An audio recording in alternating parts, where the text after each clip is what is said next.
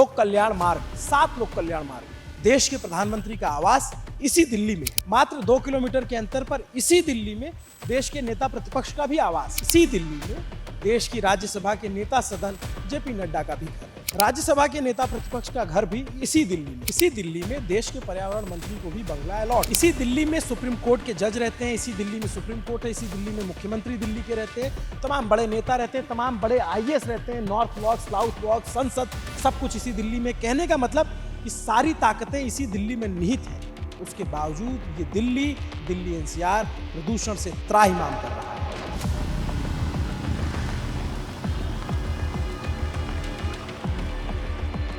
देखिए कि बिना मास्क के आप चल नहीं सकते, तो विदाउट मास्क आप यहाँ पे तो सरवाइव करना बेकार है एकदम। एयर प्यूरीफायर तो महंगा आता है मेरे भाई, ये सब अफोर्ड भी नहीं कर सकते। हम लोग कैसे अफोर्ड करेंगे? हम लोग तो अभी नए नौकरी पकड़े हैं। पोल्यूशन अगर ज़्यादा होगा तो हम लोग फिर उतने अच्छे से ब्रीदिंग नहीं कर पाएंगे, ब्रीदिंग इश्यूज हो सकती है। यहाँ का AQI मेरी रैम है 386 AQI है, और 386 AQI में सर्वाइव करना इट्स अ डिफिकल्ट।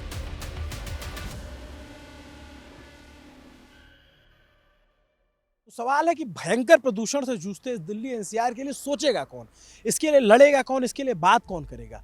संसद का शीतकालीन सत्र शुरू होने जा रहा है, क्या संसद में ये सबसे बड़ा मुद्दा बनेगा? जो नेता विपक्ष हैं उन्होंने ट्वीट करके लिखा है कि हम इस पे बहस, इस पे चर्चा की मांग करते हैं। क्या सरकार इस पर चर्चा करेगी? और सरकार के अलावा विपक्ष भी क्या एकदम सहयोग करेगा? क्योंकि इसमें हंगामा या विरोध की जगह नहीं रह गई है। उससे आगे की बात है कि भाई विरोध कीजिए, हंगामा कीजिए, लेकिन सोल्यूशन निकालिए सरकार के साथ मिलकर के विपक्ष को, क्योंकि अब ये घर घर के बच्चे की बात हो गई है। ये एक एक इंसान के लिए ज़रूरी है। अगर शुद्ध हवा हमें नहीं मिल रही है, हमारे देश को नहीं मिल रही है, हमारे बच्चों को, हमारे बुजुर्गों को, हमारे अभिभावकों को, तो फिर सबसे बड़ा सवाल तो यही है कि फिर लोग जी क्यों रहे हैं, लोग कमा क्यों रहे हैं, लोग खा क्यों रहे हैं? क्योंकि जिस हवा को प्रकृति ने दिया है उस हवा को हमने दूषित कर दिया है, और उस दूषित हवा को ठीक करने का जिम्मा किसके ऊपर है? जिम्मा आम लोगों पर है, और जिम्मा उससे ज़्यादा जो नेता हैं हमारे देश के, जो सांसद हैं, इस देश में बहुत पढ़े लिखे, सिर्फ नेताओं के प्रति जो धारणा है कि अरे ये तो ऐसे जीत के चले, नहीं, बहुत विद्वान सांसद लोग हैं। अगर सब लोग बैठ के आपस में चर्चा करें, सरकार, विपक्ष सब एक साथ मिल करके इस पर चर्चा करें और ये प्लान बनाए कि हाँ, हमें इस प्रदूषण रूपी दानव से लड़ना है, हमारा सबसे प्राथमिक मुद्दा यही है, इससे बड़ी कोई इमरजेंसी नहीं है हमारे लिए, तो फिर हल निकल सकता है। तो पार्लियामेंट क्या करेगा, कैसे करेगा, उस पर हमारी नज़र रहेगी। हम ये जानना चाहते हैं जनता क्या सोचती है और प्रदूषण कम क्यों नहीं हो रहा, उसकी वजह क्या है। चलिए जरा दिल्ली में घूमकर आपको दिखाते हैं।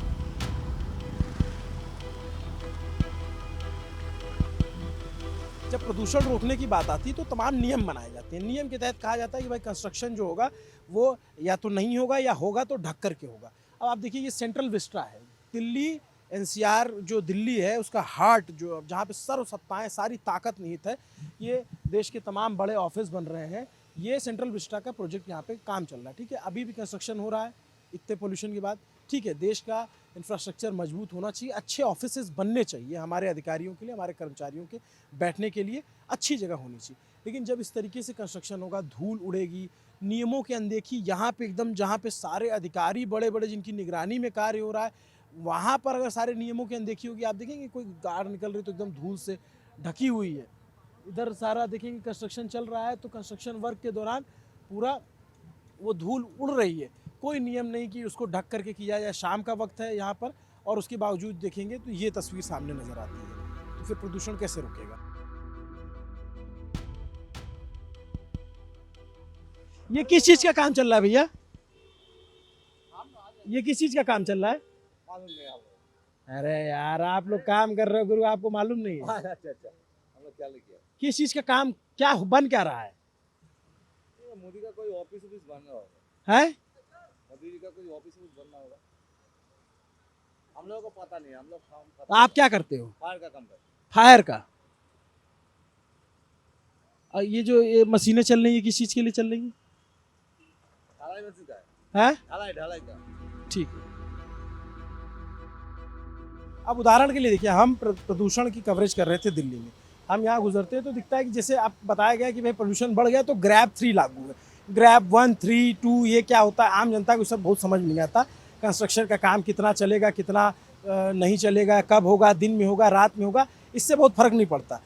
इससे फर्क पड़ता है कि हवा साफ़ होगी कि नहीं होगी, और उस साफ़ में अगर धूल का कण मिलता है तो हवा साफ़ नहीं होगी। ये आप देखेंगे यहाँ पे पीएम हाउस या पीएम ऑफिस जो भी बोलते हैं इसको, वो बन रहा है।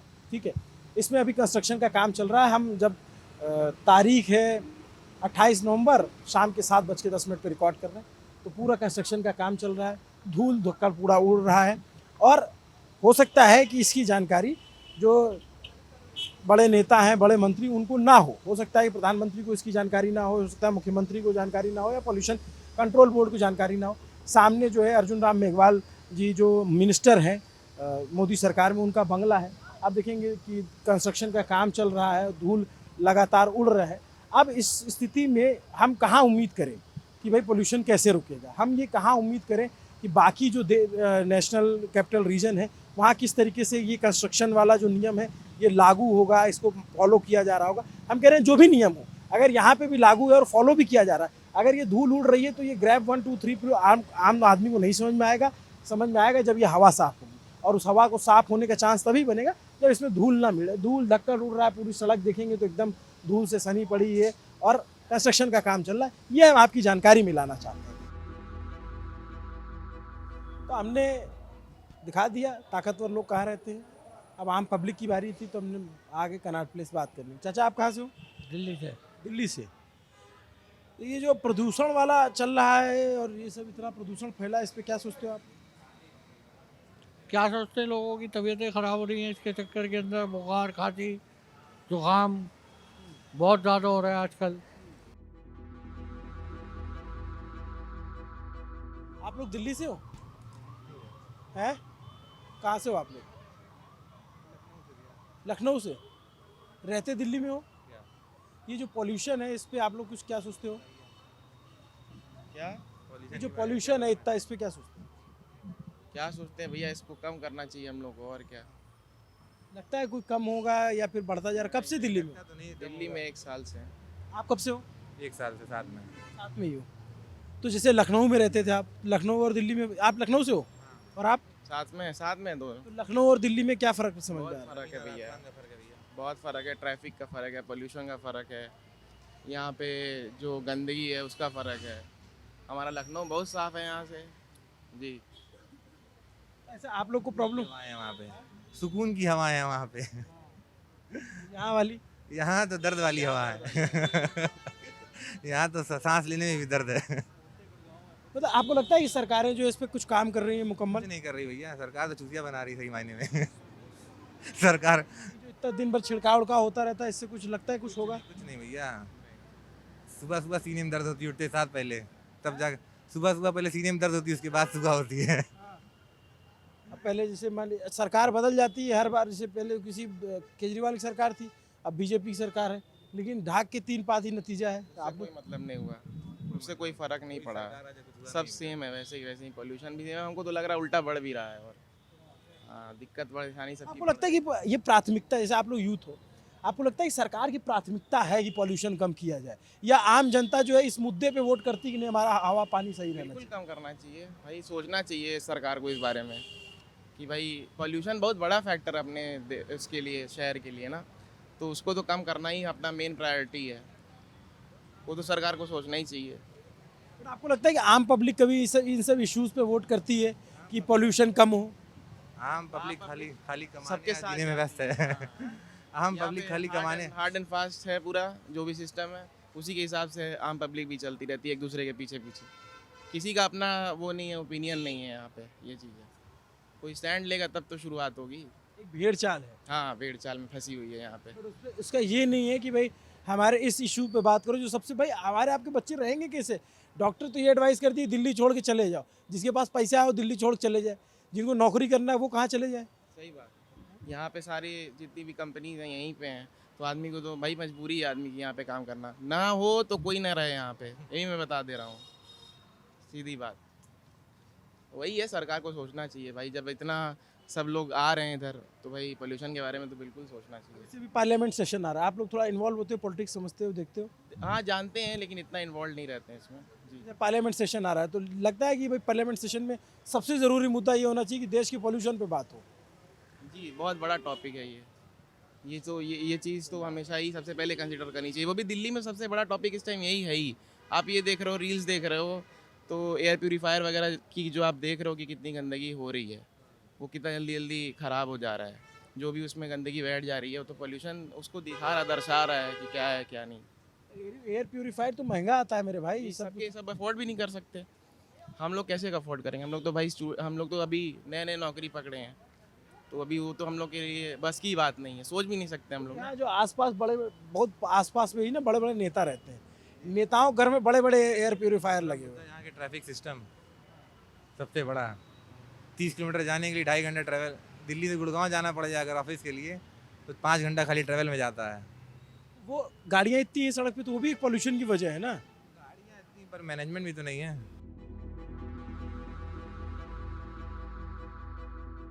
आप यहीं दिल्ली से हैं? कहाँ से हैं आप?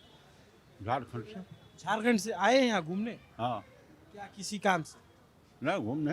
तो झारखंड और दिल्ली की हवा में क्या अंतर लगा आपको? बहुत अंतर है, बहुत अंतर है। फ्रेश हवा है, यहाँ थोड़ा पोल्यूशन वाला हवा है। ये आपके बच्चे हैं? क्या नाम है बच्चे आपका? परी अरे ये पोल्यूशन पे आप क्या सोचते हो?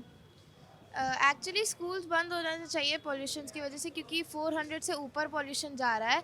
और हमारे स्कूल में 2 विंग्स हैं, तो जूनियर विंग का बंद किया है, सीनियर विंग का बंद नहीं है। आपका क्या नाम है बच्चे? मेरा प्रणवी ओझा है। क्या? प्रणवी ओझा। प्रणवी, ये पोल्यूशन से प्रॉब्लम हो रही है आपको? हाँ, थोड़ी सी नोजी आती है मुझे घर पे। नोजी आती है? हाँ। परी एक बात बताओ, जैसे आप कितने साल के? 12 इयर्स। 12 ईयर के। तो जब से आप बड़े हो दिल्ली में ही हो? नहीं, अभी 3 इयर्स से मैं दिल्ली में हूँ, इससे पहले कहाँ थे? चंडीगढ़ में। तो चंडीगढ़ से यहाँ पे जब आई तो फ़र्क समझ में आ रहा है क्या होता है जब पोल्यूशन बढ़ता है? हाँ, एक्चुअली जब हम लोग स्टार्टिंग में आए थे तो हम लोगों की तबीयत थोड़ी ख़राब रहती थी, तो हाँ वहाँ से वेदर थोड़ा यहाँ पे डाउन है, उतना अच्छा कुछ नहीं है। क्या लगता है जैसे अभी आप जैसे बड़े होगे तो सबसे ज़रूरी क्या है आप लोगों के लिए? वेदर ज़्यादा ज़रूरी है, बिकॉज अगर एयर में पोल्यूशन उतना अच्छा नहीं होगा तो मतलब पोल्यूशन अगर ज़्यादा होगा तो हम लोग फिर उतने अच्छे से ब्रीदिंग नहीं कर पाएंगे, ब्रीदिंग इश्यूज हो सकती हैं। मतलब आप जैसे बच्चे हो, आप अगर आपको गवर्नमेंट से अपील करनी हो तो क्या अपील करोगे कि गवर्नमेंट हमारे लिए क्या करे? उन्हें कुछ ऐसा मतलब मास्क वगैरह होना चाहिए कि इस टाइम में जैसे दिवाली के बाद बहुत ज़्यादा वो पोल्यूशन हो जाता है, तो उस समय हमें मास्क पहनने चाहिए। और पोल्यूशन कम करने के लिए उन्हें कुछ रूल्स लाने चाहिए, लाइक इको फ्रेंडली बाइक्स वगैरह यूज़ करना चाहिए हमें, लाइक पेट्रोल और डीजल नहीं यूज़ करना चाहिए। ये छोटी सी बच्ची इतनी समझदार है, कितनी ज़रूरी बात कह रही है कि जी थोड़ा सा बहुत सारा आफियत है इस शहरी क्षेत्र के में जाना। इतनी यहाँ है तो थोड़ा सा थी, लेकिन वो जो एयरफोर्स का ये छोटी सी बच्ची आपकी कितनी समझदार है, ये कह रही है कि आम लोगों को व्हीकल कम यूज़ करने चाहिए और गवर्नमेंट को इसके मेजर्स उठाने चाहिए।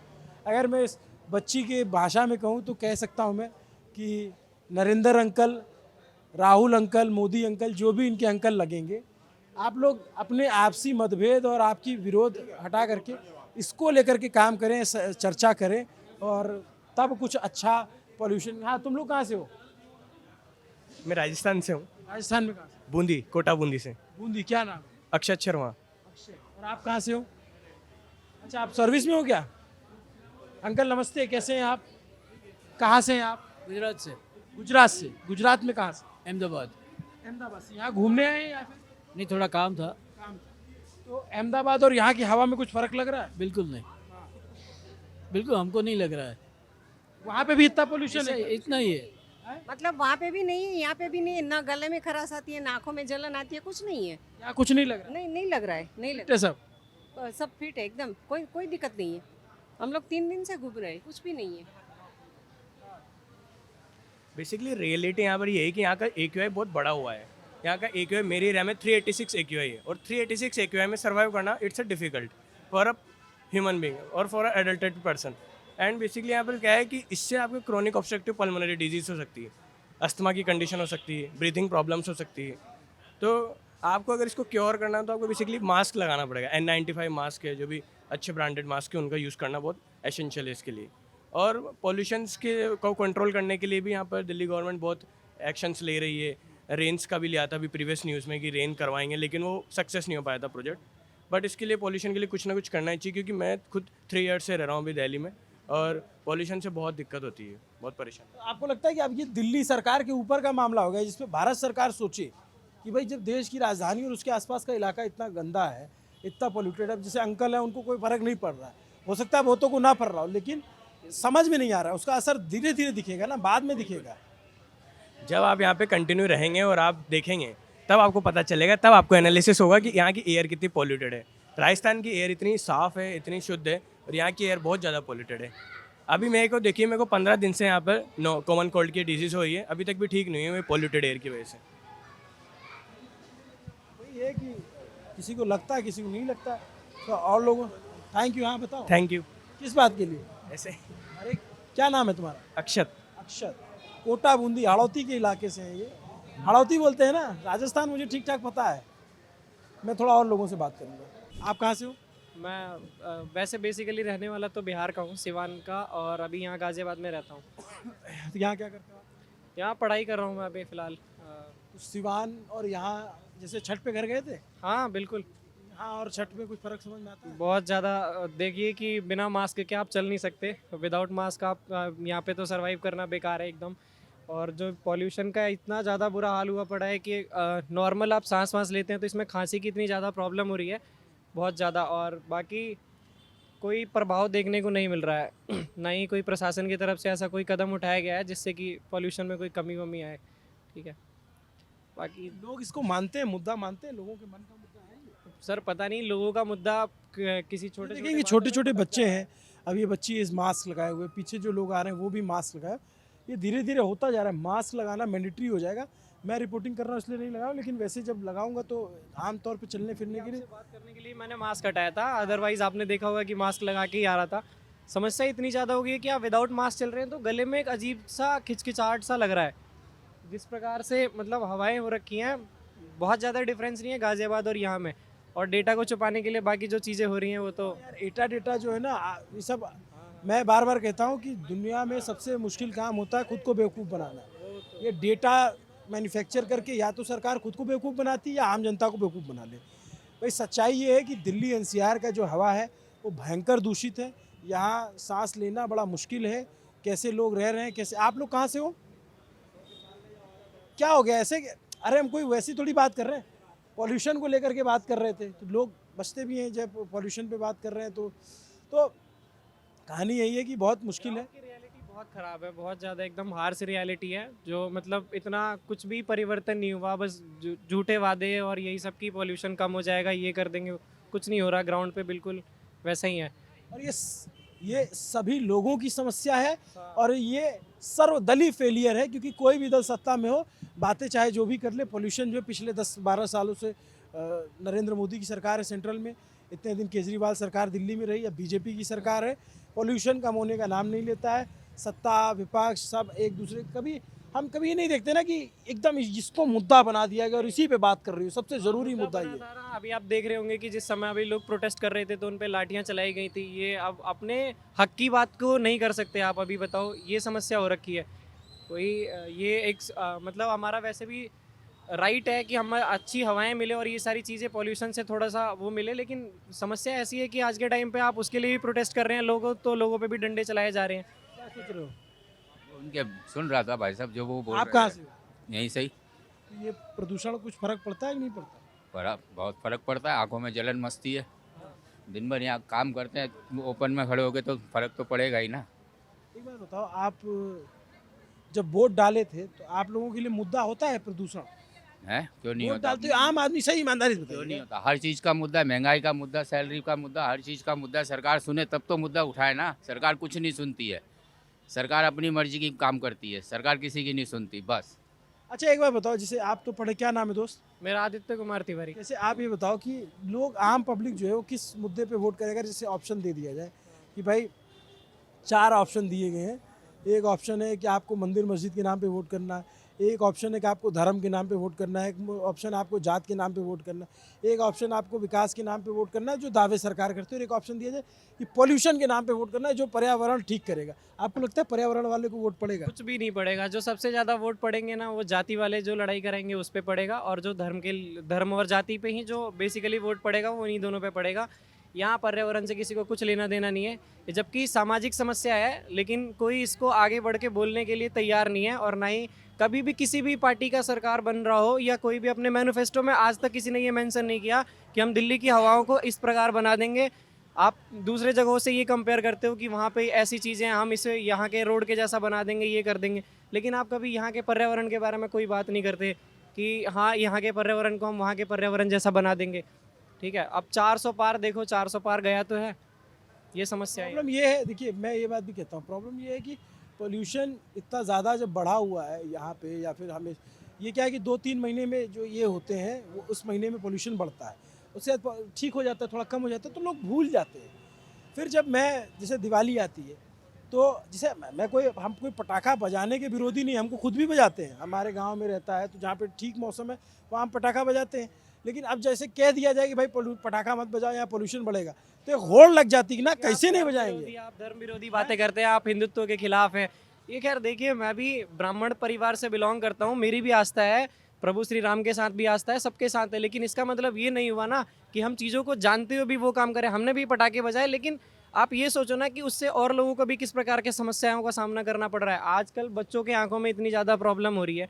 अभी मैं अपनी माता जी को दिखा के आया हूँ, आंखों में जलन की समस्या और आंखों में इन्फेक्शन हो गया है। इस समस्याओं से बाहर निकलना बहुत मुश्किल हो गया है। आप बिना मास्क के बाहर नहीं निकल सकते, आपसे बात करने के लिए मास्क घर में घुस गया है ना पोल्यूशन, आपको बाहर निकलने की जरूरत ही नहीं है। मैं कुछ डेटा और फैक्ट बता देता हूँ ताकि आपको पता रहे कि आप किस स्थिति में जी रहे हैं। देखिए मैं आपको बताऊँ, मैं कोई प्रदूषण का बहुत विद्वान आदमी नहीं हूँ, मुझे AQI और ये सब नंबर नहीं समझ आता, मेरे गला फंसने लग जाता है, मुझे समझ आता है कि प्रदूषण बहुत बढ़ गया, आँख जलने लग जाती है तो पता लगने लग जाता है प्रदूषण बहुत बढ़ा हुआ है दिल्ली NCR में। और स्थिति ये है कि जो सिगरेट पीने वाले लोग हैं उनको छोड़ करके जो नॉन स्मोकर हैं उनको बहुत ज़्यादा कैंसर, लंग कैंसर की शिकायत आ रही है इस पोल्यूशन की वजह से। सरकार कहती है हमारे पास डाटा नहीं है, लेकिन कुछ डाटा हमें सामने मिला है, उसको मैं बता देता हूं आपको। सर गंगाराम अस्पताल के सेंटर फॉर चेस्ट सर्जरी की ओर से किए गए एक शोध में पता चला कि दिल्ली में 24 से 30 साल की उम्र के युवा भी लंग कैंसर की चपेट में आ रहे हैं। इनमें से 70% से अधिक मरीजों ने कभी धूम्रपान नहीं किया था। ऐसे नौजवान मरीजों में 60% पुरुष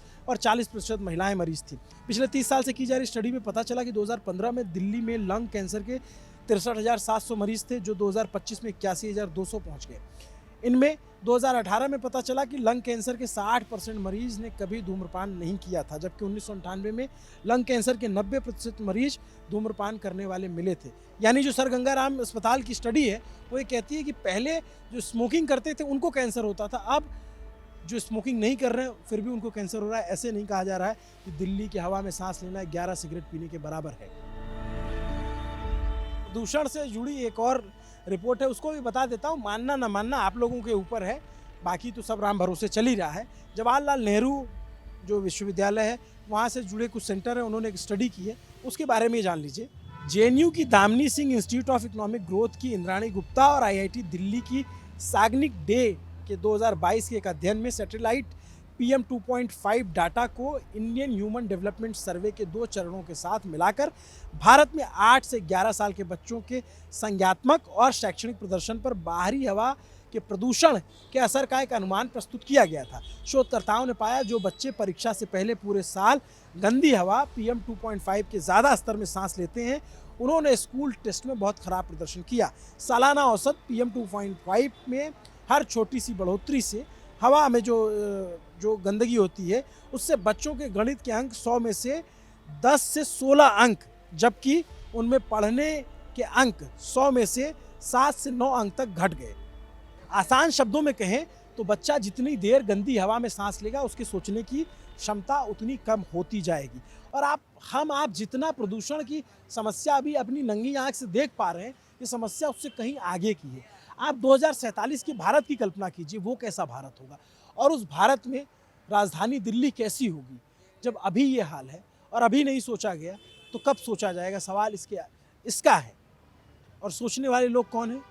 सोचने वाले लोग वही हैं जिनके घर मैंने आपको शुरू में दिखाए, जो उनके जैसे और जो ताकतवर लोग हैं जो इसी दिल्ली में रहते हैं। और सोचना हमें आपको भी है कि हमें अपने नेताओं को अकाउंटेबल बनाना है कि वो इस पर बात करें। हमें अपने सांसदों को अकाउंटेबल बनाना है कि पार्लियामेंट में आप मुद्दा उठाइए तो इसका मुद्दा उठाइए। और ये सिर्फ दिल्ली भर का मुद्दा नहीं है कि सिर्फ राजधानी दिल्ली भर का, पूरे देश में जब दुनिया में रिपोर्ट्स आती हैं तो टॉप 100 शहरों में भारत के कितने कितने शहर रहते हैं। तो हम जब तक नहीं जागेंगे, अपनी हवा पानी के लिए नहीं लड़ेंगे, तो फिर कौन लड़ेगा? फिर मास्क खरीदते रहिए, नेबुलाइज़र खरीदते रहिए। अभी हम अपने लिए खरीद रहे हैं, कल हम अपने बच्चों के लिए खरीदेंगे।